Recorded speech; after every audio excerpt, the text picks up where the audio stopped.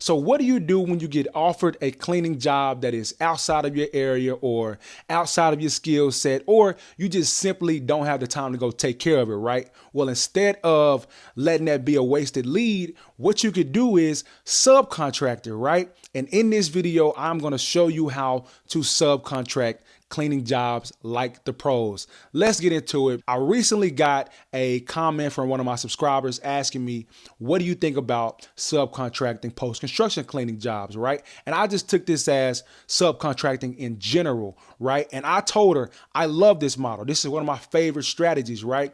Speaking of which, when I moved down here to Florida from Arkansas, I subcontracted all of my work to legitimate companies that, are vetted, trusted. And I have about 4 or 5 people like on my list that I could call up whenever I get a call from Arkansas. I can call them up. Hey, would you take a look at this or whatever, right? For example, in my Arkansas business, we have this laser company that we take care of on a weekly basis. We clean this place every Friday. And at this particular office, they have a large production floor that has to be cleaned once a year, right? It's a full strip and wax, and this is about a $4,000 job, right? They also have in the sales area as well as the office area, it's about $600 worth of carpet cleaning that has to get done around April every single year. That we've been doing this for the past 3 or 4 years, right? Now, instead of me telling them, hey, since I've moved, I'm not going to be able to do this anymore, I'm not going to have my crew here, what we ended up doing was just subcontracting that full account, right? We subcontracted out the janitorial work, and then I found a great subcontractor to do the floors. Now you may ask, all right, Darian, how do we actually do this, right? Because I'm gonna tell you, this is some people's only business model. There's a lot of people out there who only go and get cleaning jobs and then straight subcontract all of them, right? I like to do this. This is actually a really great strategy, right? Now, here's how we do this, right? Step by step. How do we get contracts and then subcontract them, right?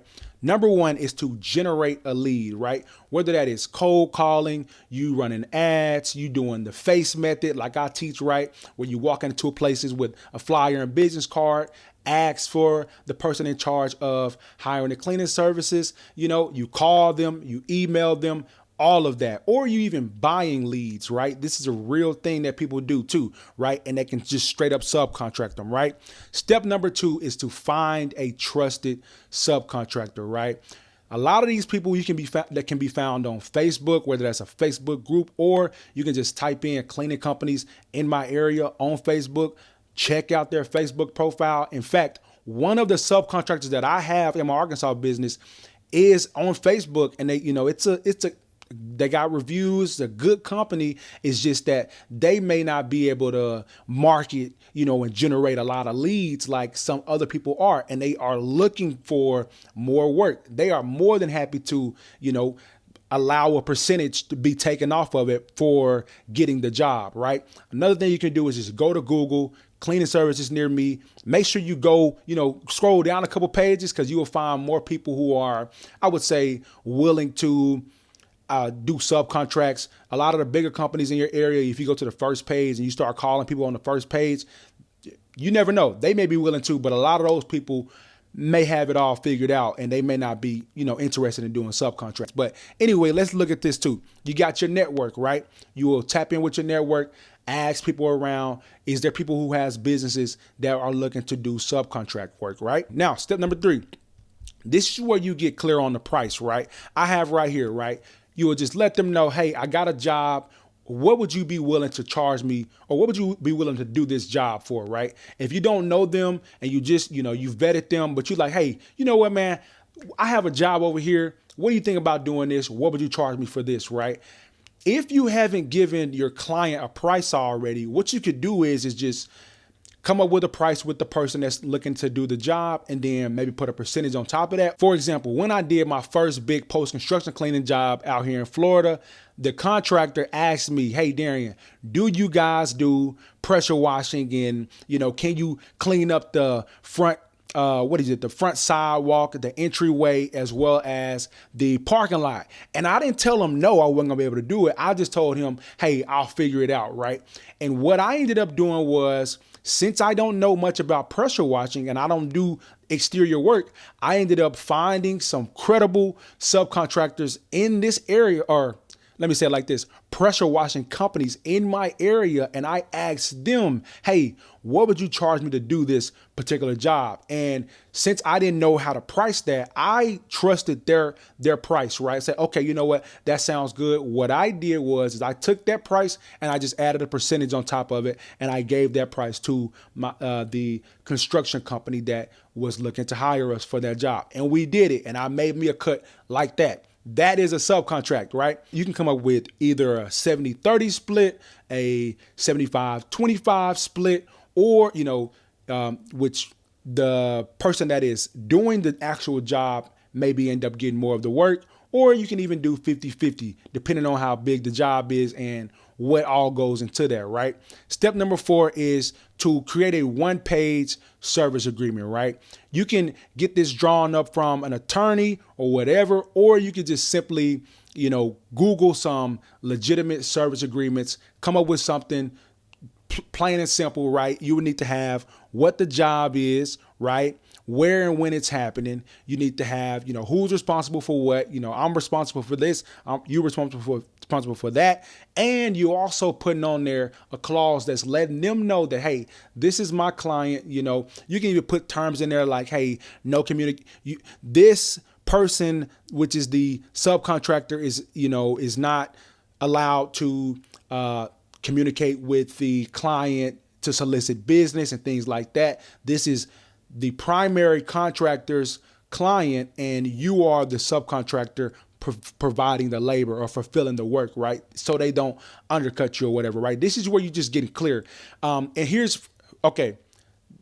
was on the other side of this, right? I was a subcontractor before for my mentor, right?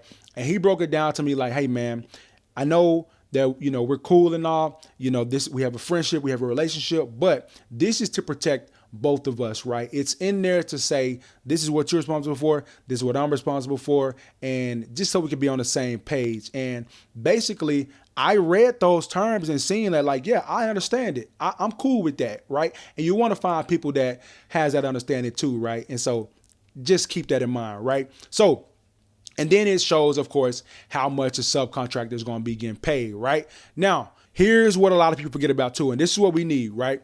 You need to have them fill out a W-9 form, right, with their EIN or their tax ID number, right? And you need to make sure, especially if the job is over $600, right? Because you can write off things that is less than $600 and not necessarily have to have all the paperwork. But if it's over $600 that you're paying into this particular subcontractor, then yes, you absolutely need to get their W-9 form. Just get that in general anyway, right?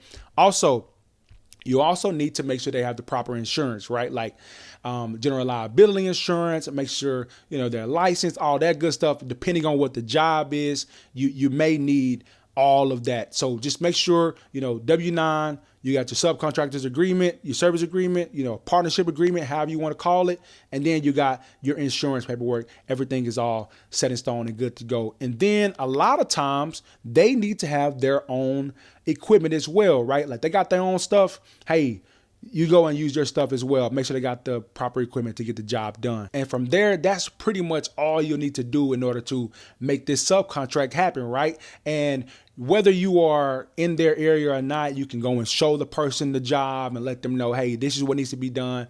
That's what needs to be done. This is what the client is asking for. You can send them over a scope of work, or you may have a video. Like when I moved from Arkansas to Florida, what I ended up doing was I just took a very detailed video of all of my accounts that needed to be subcontracted out. And I would send this video to them, to the subcontractor, letting them know, like, here's what you're looking, here's what it is, here's what you're looking for, here is the point of contact. If something happens, here's who you need to talk to or whatever. And that's pretty much how it went, right? I just showed them everything that we did and how this particular job needs to be done. And then I let them take it away, and they did it themselves, right? And that's been going on for a little while now for me. And so To answer that question of what do I think about subcontractor cleaning jobs, it works out and it's a win-win for everybody, right? You're helping this particular business get more work, and you are also,